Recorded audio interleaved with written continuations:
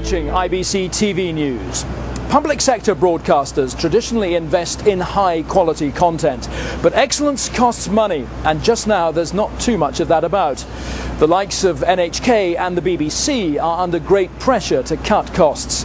And yesterday, the big players joined a conference session here at IBC to discuss their own future. Paul Brand reports. None of these public broadcasters can sit comfortably. In different corners of the globe, they share the same threat: calls to cut funding as commercial channels struggle to compete. Just 2 days ago, this man admitted the world's biggest PSB could accept a freeze on its licence fee. But the BBC's words come with a warning. All public service broadcasters are not just consumers, they're creators of wealth. And they work very closely as part of the communication sectors in their respective countries. So a pound less spent by the BBC is a pound less in that industry. But the debate isn't just about how much to spend, it's about where to spend it. Mobile phones and the internet are growing platforms, but when cash is tight, should public sector broadcasting include them, or should it just focus on TV and radio? I think it clearly includes online, more and more so. So I think as we look 10 years out, we see that public broadcasters in the U.S.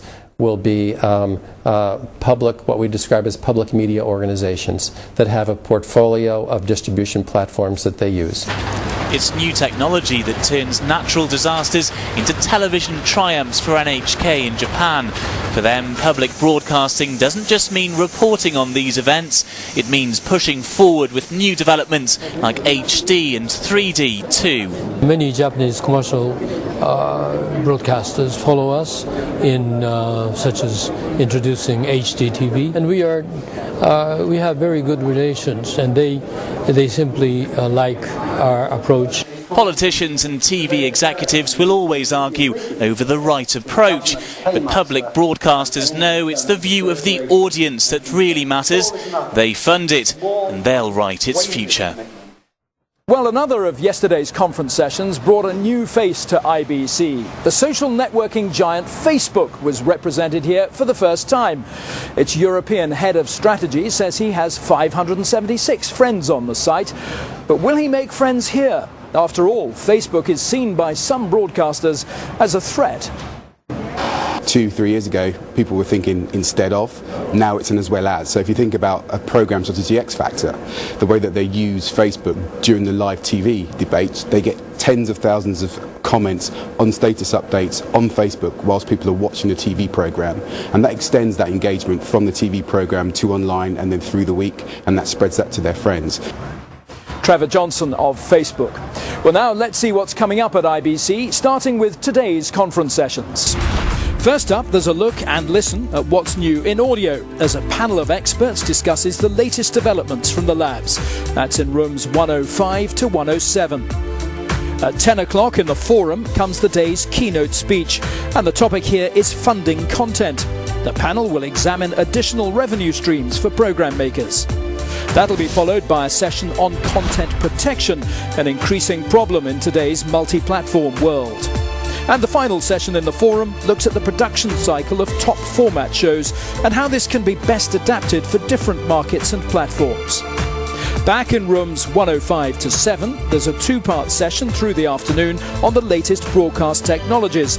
Among the topics here are Ultra HD TV systems and holoscopic video imaging. Finally today, there's the first of IBC's business briefings, in which companies will be talking about new products and business models. At 11 o'clock, the topic is digital signage. And at 1 o'clock, there's the first of 4 daily armchair revolution sessions, an introduction to connected TV. Both these sessions will be in the auditorium of the Connected World Zone in Hall 9.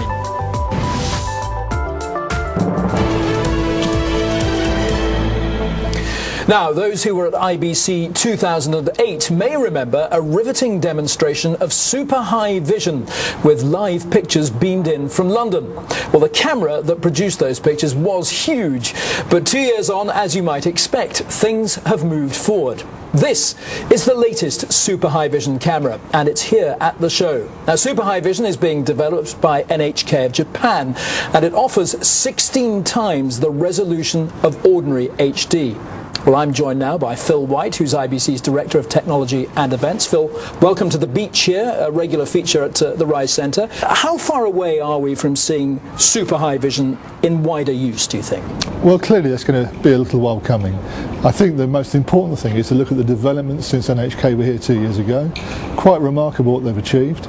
And I think that if you go down and look at the demonstration they're doing with their live camera in the middle of Amsterdam, yeah, it's remarkable pictures. I do think you will start to see this system in use for special events. There's talk about using it for the 2012 Olympics, for example, where, you know, limited use will take place just to kind of give some demonstrations. But I think that the visit to the park foyer will show you both the new cameras, lenses, but also the way they're recording it. It's a remarkable achievement over the 2 year period. Wow. And another regular feature here, of course, is the IBC big screen. What have you got in store for us this year? Well, we're doing our usual Saturday night and Monday night movies. So on Saturday night we're going to have Toy Story 3. The original Toy Story, of course, was one of the movies that won an award from IBC many years ago for being one of the first digital cinema productions. On Monday night on the big screen we're going to have the Avatar Special Edition. This is a new kind of Avatar, and most people would not have seen this. Obviously that's going to be in 3D, and it carries on from our relationship with James Cameron being a previous award winner and the preview of Avatar which we showed last year.